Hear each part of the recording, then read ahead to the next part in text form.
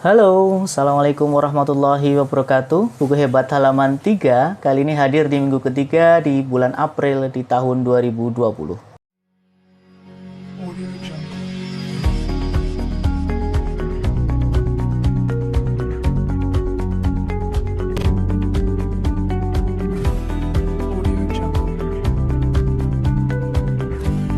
Halo, Assalamualaikum warahmatullahi wabarakatuh. Buku Hebat halaman 3 kali ini hadir kembali setelah 1 tahun kita tidak bercengkrama, yang akhirnya kita kembali mengulas buku. Karena semua buku itu hebat. Masih dalam suasana COVID-19 yang belum juga mau lengser dari kehidupan kita, namun tetap semangat ya, karena semangat merupakan celah yang tidak mungkin bisa dimasuki oleh virus, apalagi corona. Buku Hebat halaman 3 kali ini akan membincangkan salah satu buku karya seorang dokter. Seorang dokter lulusan India dengan gelar PhD tentunya. Beliau juga seorang aktivis sekaligus sebagai seorang pengajar di salah satu kampus di kota Salatiga, yaitu IAIN Kota Salatiga.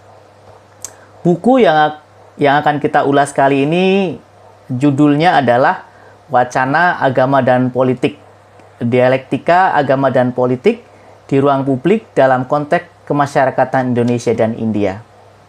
Buku ini mengambil dua segmentasi negara, yaitu India dan juga Indonesia, sebagai bahan kajian. Selain karena penulis merupakan alumni program doktor di salah satu kampus di India, dia juga sebagai salah satu aktivis di Ormas Islam yang kita kenal di Indonesia, yaitu Muhammadiyah. Ya, tentunya Muhammadiyah adalah ormas yang hadir dan tumbuh di Indonesia.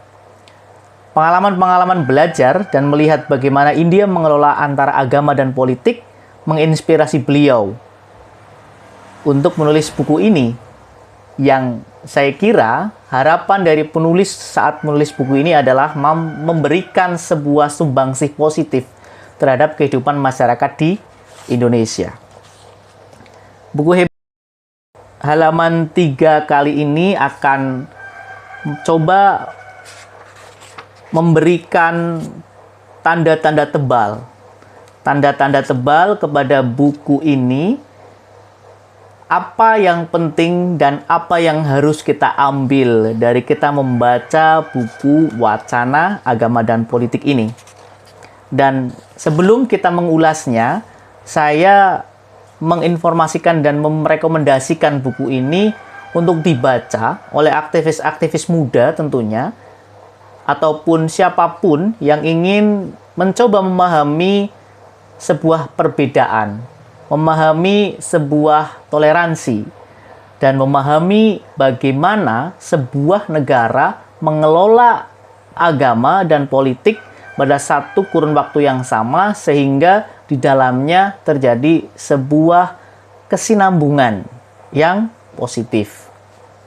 Oke, kita akan mencoba masuk di prolog buku ini. Pada prolog buku ini, karena penulis adalah mahasiswa di bidang literatur, maka dia banyak membahas mengenai bagaimana wacana-wacana itu hadir di ruang publik.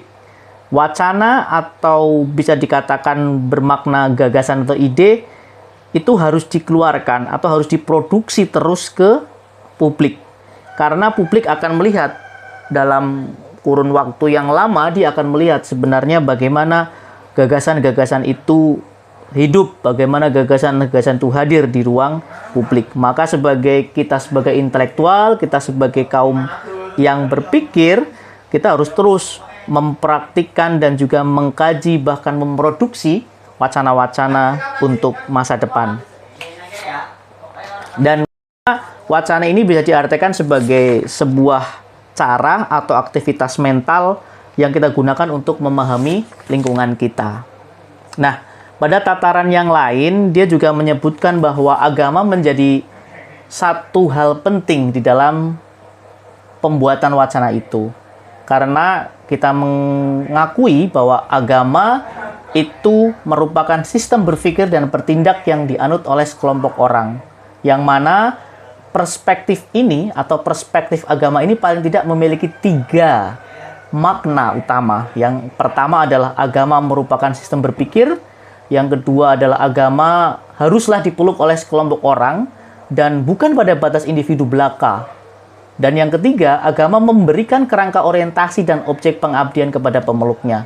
Ini penting karena tiga makna ini disebutkan oleh Erich Fromm ya, Erich Fromm, salah satu pemikir juga. Nah, pada buku ini juga memberikan sebuah makna bahwa perjuangan mewujudkan kebaikan agama di muka bumi harus juga pula dilakukan di jalur politik. Yang keduanya seringkali menimbulkan kegaduhan. Kita lihat di Indonesia bagaimana politik dan agama seringkali beradu. Agama dijadikan sebagai guidance of life, politik dijadikan sebagai sebuah kerangka untuk menghabisi siapapun, apapun. Sehingga seringkali agama dan politik di negara kita sering beradu. Namun buku ini pas untuk kita baca, untuk melihat fenomena yang terjadi di sekitar kita dan mampu memberikan pemikiran baru bagaimana kita harus bersikap terhadap kondisi-kondisi yang ada di sekitar kita. Jadi, pun di buku ini penulis tidak memberikan atau tidak menghadirkan hiruk-pikuk gerakan politik dan agama gitu ya, tapi ya maksudnya hiruk-pikuk gerakan politik agama yang gaduh, tetapi gerakan agama politik kebaikan yang diperjuangkan oleh umat beragama dalam konteks masyarakat India dan Indonesia. Dari kedua negara ini, beliau mengatakan bahwa agama dan politik mampu diekspresikan dalam bentuk pendidikan sebagai dialektika kebaikan di ruang publik secara sistematis. Cita-cita luhur agama diperjuangkan di dalam ruang publik melalui perjuangan politik dan pendidikan. Di dalam konteks Indonesia, penetapan undang-undang pesantren contohnya menjadi sebuah bukti bagaimana pergulatan perebutan wacana publik antara agama dan politik serta pendidikan. Maka di buku ini penulis membuat sebuah urutan atau membuat daftar gitu ya, judul-judul yang dia sajikan. Di bagian pertama, penulis lebih banyak menekankan kepada kondisi di India, bagaimana judul pertama adalah strategi India menghadapi radikalisme, yang kedua kekerasan dan masa depan Muslim di India, proses perkembangan bahasa Indonesia di India, dan 4 empowerment language and learning. Dari ada juga sebuah tulisan yang menarik mengenai kemandirian berpikir, dan beliau juga mengulas mengenai visi India 2020 yang bisa kita pelajari di buku ini.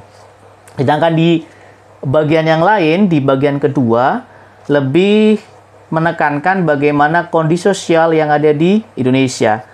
Di konteks keindonesiaan, tulisan yang pertama adalah mengenai fasting Ramadan. Bagaimana makna jihad yang ada di dalam berpuasa.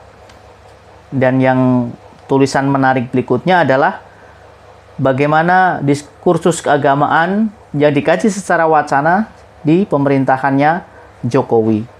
Yang lebih menarik lagi pada bagian kedua di tulisan terakhir, itu penulis mencoba membangun sebuah pertanyaan kepada kita semuanya. Apakah agama mampu kita jadikan sebagai inspirasi untuk kita hidup rukun dan maju? Ini penting untuk kita baca semuanya di buku ini, karena setelah saya membaca buku ini, saya melihat kontekstualisasi India dan Indonesia memiliki kesamaan. Kontekstualisasi masyarakat agama, India dengan Hindu, Indonesia dengan Islam. Yang kedua, bagaimana politik India dan Indonesia harus mencoba mensinkronisasi bagaimana agama dan politik mampu bekerja bersama untuk kemajuan sebuah bangsa. Nah, untuk itu buat teman-teman sekalian yang ingin membaca buku ini, saya sarankan untuk segera pesan. Untuk segera pesan bisa ke link Facebook dari Pak Hamam, MPD PhD, dan juga bisa di Instagramnya. Karena buku ini dicetak terbatas dan tidak banyak seperti itu. Nah, di dalam buku ini kembali, buku hebat membaca bahwa gerakan pendidikan dan gerakan keagamaan adalah gerakan-gerakan yang harus tersinkronisasi. Ketika agama sebagai sebuah agama melakukan perubahan di dalam kehidupan bermasyarakat di dunia pendidikan, itu ternyata kita bisa katakan awet dan jangka panjang. Berbeda dengan gerakan-gerakan agama yang ingin melakukan perubahan-perubahan sosial, namun mereka masuk ke dalam wacana-wacana politik atau masuk ke dalam dunia-dunia politik. Yang kita tahu mereka akhirnya dihabisi oleh penguasa saat itu. Untuk itu, studi India mengenai tulisan di buku ini ada sebuah studi atau ada sebuah Nalanda University, sebuah universitas tertua di India yang berbasis Hindu, dan India ingin kembali membangkitkan Nalanda University ini. Dan di dalam buku ini disebutkan betul bagaimana dulu Nalanda itu merupakan sentral dari pembelajaran Hindu, ya, dari pembelajaran Hindu yang bagaimana kebesaran Universitas Nalanda jadi dengan banyaknya pelajar yang berasal dari luar negeri datang untuk menimba ilmu, tak terkecuali dari Sriwijaya ditulis dalam buku ini. Bayangkan Sriwijaya dan yang ada di Sumatera saja pergi ke Nalanda University ketika itu untuk belajar. Ini merupakan kampus besar menurut saya, ya. Dan sistem pendidikan yang diterapkan di kaum Brahmana sebelum berkembangnya Buddha berpusat pada individu seorang guru yang memiliki satu kelompok kecil murid. Seperti liko, ya, atau berkumpul dan mereka membahas sebuah ilmu. Dan di Indonesia, studi tentang pendidikan jelas muncul di konsep pesantren. Bagaimana pesantren itu memadukan antara agama dan pendidikan formal tentunya, dan keduanya ternyata mampu disinkronisasi oleh kita masyarakat Islam di Indonesia, dan tentunya menjadi cikal bakal yang baik bagaimana agama dan politik, agama dan pendidikan itu bersinkronisasi dan berjalan dengan bersama-sama. Nah, saya sangat rekomendasikan buku ini karena banyak hal yang bisa kita ambil dari buku ini. Contoh yang paling gampang menurut saya, atau yang saya lihat buku ini sangat menonjol, adalah ingin mengajarkan kita mengenai toleransi dan bagaimana agama seharusnya berperan dalam kehidupan sosial dan masyarakat. Mengambil dua konteks India dan Indonesia tentunya menjadi pembanding yang segar atau pembanding yang tepat. Karena keduanya memiliki bonus manusia beragama yang mayoritas, ya. India dengan Hindunya, Indonesia dengan Islamnya. Coba kalau kita lihat dari daftar isi pada bagian pertama, yang pertama penulis menulis dengan judul Strategi India Menghadapi Radikalisasi. Radikalisme, Islam transnasional, gerakan terorisme ternyata tidak hanya ada di Indonesia, tapi juga di India pun terjadi dan India menghadapi itu. Pada bagian kedua, setelah radikalisme kita lawan, radikalisme dilawan dengan cara apa? Ternyata penulis lebih menekankan kepada bagaimana Nalanda University. Artinya, gerakan pendidikan itu sangat penting untuk melawan gerakan-gerakan kekerasan. Pendidikan, education sebagai salah satu sektor yang harus terus dikembangkan dan harus terus digenjot agar mampu melahirkan manusia-manusia toleran, manusia-manusia moderat, manusia-manusia yang mampu menjadi jalan tengah dari sebuah kekacauan yang ada di dunia ini. Penulis juga membahas mengenai wacana-wacana sesuai dengan bidangnya di linguistik, ya, bagaimana prospek pengembangan bahasa Indonesia di India. Karena di beberapa universitas di India sudah memulai membuka bidang bahasa Indonesia. Artinya sangat memungkinkan sebagai salah satu negara penduduk terbesar, bahasa Indonesia bisa menjadi bahasa internasional, yang mana ini sangat baik untuk kita kembangkan. Dan di bagian yang lain dari buku ini, beliau juga menyoroti mengenai pemimpin bernama Abdul Kalam dari India. Ya, ini akan menjadi pembanding mengenai pemimpin gitu ya. Jadi ada gerakan radikal atau gerakan kekerasan, ada pendidikan, dan yang ketiga adalah ada sosok pemimpin. Abdul Kalam di buku ini beliau ceritakan sebagai seorang presiden dan sebagai guru bangsa. Artinya dia tidak hanya sebagai pemimpin politik, tapi dia juga bisa dikatakan sebagai pemimpin intelektual, yang mana presiden ini sangat merakyat dan dia juga seorang presiden yang produktif dalam menulis buku. Dan di sini juga bisa dilihat bagaimana beliau banyak bercerita juga mengenai prospek-prospek pendidikan yang ada di India, seperti pendidikan jarak jauh atau sekarang kita sedang melakukannya mengenai Zoom dan sebagainya. Dan juga di sini beliau juga menuliskan bagaimana visi India di tahun 2020 mengenai bidang pendidikannya. Saya sempat bercengkrama dengan beliau di rumah ketika membincangkan buku ini. Beliau sangat respect dengan India ketika India didatangi oleh Jepang lewat motor Hondanya. Hari ini India mampu memproduksi motor dengan mereknya sendiri. India mampu mengusir Honda yang saat itu datang ke India untuk mengekspansi pasar. Namun kebijakan di negara sana yang ada harus bagaimana teknologi itu hadir di India. Bukan hanya barang, tapi teknologinya juga harus hadir. Harus ada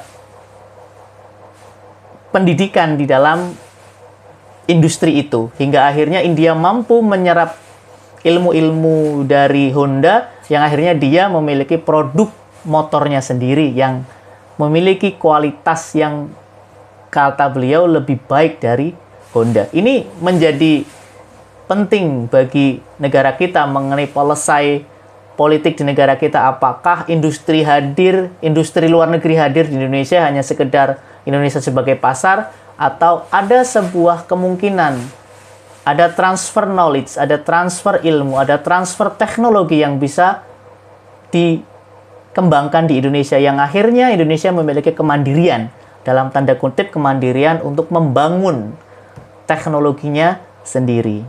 Ini adalah pelajaran yang penting yang beliau sampaikan di buku ini dalam konteks India. Nah, kita masuk kepada bab kedua. Bagaimana beliau mencoba melihat lebih jauh di keadaan kondisi di Indonesia, yang kita masih fokus kepada 3 konsep mengenai radikalisme, pendidikan, dan juga sosok kepemimpinan. Di bagian pertama berkaitan dengan gerakan radikalisme yang sering menggunakan kata jihad sebagai landmark dan juga sebagai jualannya, ternyata oleh beliau disempitkan atau dikecilkan maknanya. Jihad tidak hanya sekedar mati, jihad tidak hanya sekedar berani mati, tapi jihad melawan hawa nafsu. Dalam hal ini beliau memberikan contoh di konteks Ramadan mengenai puasa, itu adalah jihad. Seperti ya, ketika kita sebagai umat beragama atau kita sebagai manusia muslim mengenal bagaimana jihad melawan hawa nafsu. Melawan hawa nafsu itu juga bagian dari jihad. Artinya kita bersungguh-sungguh untuk melawan hawa nafsu kita. Dan puasa adalah salah satu cara kita melawan hawa nafsu. Apalagi di bulan Ramadan. Ini adalah waktu yang sangat tepat untuk kita melawan hawa nafsu. Dan pada bagian yang kedua, di bagian sosok, beliau juga mencermati bagaimana diskursus keagamaan di pemerintahan Jokowi. Beliau melihat bagaimana sih wacana-wacana agama dan politik itu berkembang di era Jokowi. Kita kemarin mendengar kalimat lip service, kita kemarin mendengar kalimat agama dijadikan sebagai agama dijadikan sebagai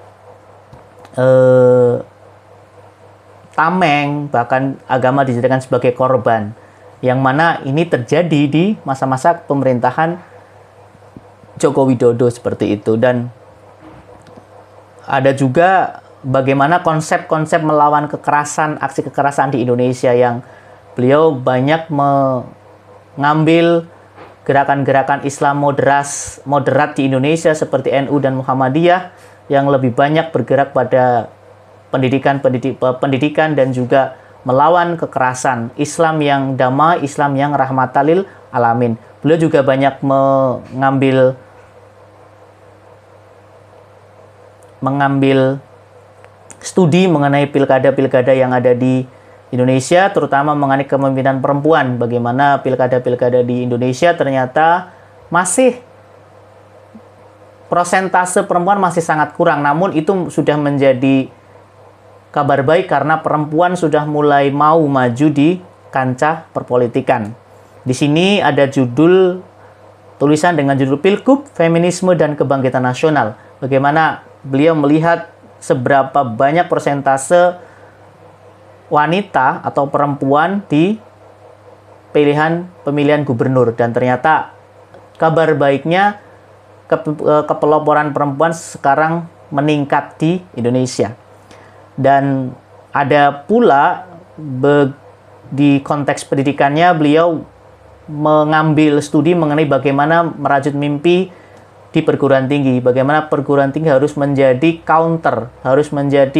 counter dari wacana sosial yang ada, bahkan perguruan tinggi harus menjadi sebuah tempat penghasil ide-ide, gagasan-gagasan, wacana-wacana yang akan diterapkan di dunia sosial. Bagaimana perguruan tinggi harus berhadapan-hadapan dengan lingkungan sosial, sehingga perguruan tinggi tidak menjadi menara gading, tapi perguruan tinggi betul-betul hadir di dalam masyarakat, perguruan tinggi betul-betul hadir sebagai agen social of change, dan perguruan tinggi betul-betul menjadi salah satu rujukan untuk bagaimana negara ini akan bergerak ke depannya. Dan pada tulisan terakhir di bagian kedua ini, beliau juga mengambil sebuah pernyataan, atau kita katakan mungkin lebih banyak ke pertanyaan sebetulnya ya. Apakah agama mampu menjadi inspirasi bagi kerukunan dan kemajuan? Oke, itu adalah dua hal yang sangat penting kita tahu dari buku ini. Wacana Agama dan Politik, bagaimana India dan Indonesia mengelola kedua-duanya. Buku ini menjadi sangat menarik lagi ketika kita bisa membaca testimoni-testimoni di belakang gitu ya. Saya akan membaca satu testimoni yang penting. Ada satu testimoni dari seorang Amika Pradana, seorang alumni program doktoral bidang sosiologi di Essex University Inggris, dan dia juga merupakan dosen di UNY. Beliau mengatakan seperti ini. Buku ini merefleksikan dialektika keberagamaan masyarakat dalam ruang publik atau politik, dalam bentuk kontestasi gagasan, yaitu sekularisasi, desekularisasi, dan bahkan post-sekularisasi yang terjadi di India dan di Indonesia pada masa pemerintahan Narendra Nadi, seorang Perdana Menteri yang tadi saya sebutkan sebagai Perdana Menteri yang memiliki banyak sekali pendukung, dan juga Perdana Menteri, seorang pemimpin yang sangat dihormati di India, dan pemerintahan Jokowi Widodo yang ada di Indonesia. Pada testimoni yang lain, seorang Ahmad Kishai juga mengatakan bahwa dia adalah seorang alumni Aligarh University dari Muslim University India, dan sekarang beliau menjadi dosen di Universitas Paramadina. Beliau mengatakan seperti ini, sedikit sekali ada ilmuwan Indonesia yang menulis tentang kebangkitan dan peran agama, dalam hal ini Islam di India, yang dikaitkan dengan dinamika politik dan pendidikan di Indonesia. Penulis sebagai alumni perguruan tinggi India, kalau hal ini kita Mas Hamam, dia adalah alumni dari Jawaharlal Nehru University di New Delhi, India. Mas Ahmad Kishai mengatakan Mas Hamam ini berusaha mengisi ruang kosong itu. Dalam tradisi India dan Indonesia, agama sudah sangat mendarah daging di tengah-tengah masyarakat. Hampir tidak ada satupun kegiatan politik yang terlepas dari isu-isu agama. Buku ini merefleksikan peran agama sebagai akar dalam berpolitik di India dan di Indonesia. Nah, dari testimoni ini, sahabat-sahabat buku hebat, saya kira buku ini sangat layak untuk kita cari, sangat layak untuk kita baca, dan sangat layak untuk kita simpan. Karena dengan membaca buku ini, kita akan mampu membangkitkan wacana baru di dalam diri kita, bagaimana mengkalibrasi antara agama dan politik. Bagaimana kita tidak lagi membedakan antara agama dan politik. Bagaimana ternyata agama dan politik mampu bersatu untuk kemajuan masyarakat. Agama tidak bisa berdiri sendiri, politik tidak bisa berdiri sendiri. Keduanya harus saling berkalibrasi dan bersinkronisasi. Ini penting. Dan teman-teman semuanya, buku hebat halaman 3 kali ini sangat merekomendasikan buku ini untuk kalian baca. Buku ini untuk kalian cari dan jangan lupa tetap jaga kesehatan di masa COVID-19 ini dan juga stay calm dan juga tetap melakukan 5M agar hidup kita menjadi semakin tenang dan jangan lupa terus membaca. Terima kasih untuk semuanya dan buku hebat halaman 3 ini kami akhiri. Assalamualaikum warahmatullahi wabarakatuh.